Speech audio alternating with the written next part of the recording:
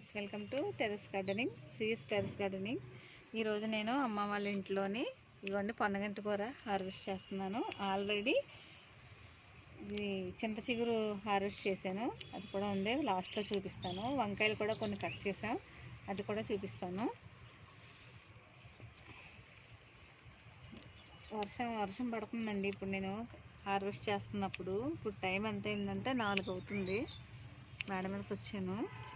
సరే రేపటికి కూరగాయలు కోసుకుందామని వచ్చాను పైకి.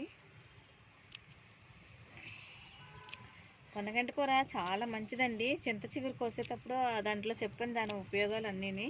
ఇప్పుడు చెప్పమంటే మళ్ళీ చెప్తాను. కంటికి చాలా మంచిదండి పొన్నగంటి కూర. చిన్నపిల్లలకి పొన్నగంటి కూర పెట్టడం వల్ల వాళ్ళకి కంటి సమస్యలు అయ్యి రావు. ఇప్పుడు ఏంటంటే అంతా ఎడ్యుకేషన్ అంతా డిజిటలైజేషన్ అయిపోయింది. అలా బోర్డులు చూడడమే కదండి. పిల్లలకి కొంచెం హెల్తీగా ఫుడ్, క్యారెట్ అని, ఈ పొన్నగంటి కూరని ఇలా పెడుతూ ఉండాలి. పప్పులోని ప్రతి దాంట్లోనే వేసేయచ్చు. మనం కొత్తిమీర, కరివేపాకు అవి ఎలా వేస్తామో ఈ పొన్నగంటి కూర కూడా అలాగే వేసుకోవచ్చు.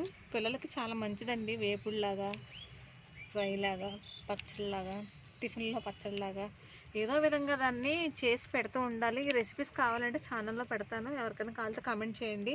దీంతో చాలా రెసిపీస్ చేయొచ్చు. పొన్నగంటి కూరతో కారప్పొడి చేయొచ్చు, పచ్చళ్ళు చేయొచ్చు, పప్పులో వేసుకోవచ్చు, వేపుడు చేసుకోవచ్చు, పాలేసి వండొచ్చు, చాలా రకాలు. ఇదిగోండి, ఇప్పుడు ఇది ఎంతే కోసాను, ఇంకెక్కువ కోసినా బాగోదు.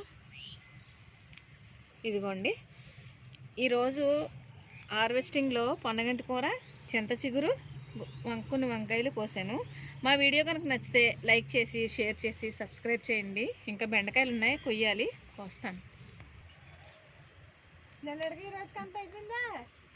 ఇంకెక్కడ ఉన్నాయి బెండ చెట్లు? లేవు, ఇగో ఉన్నాయి.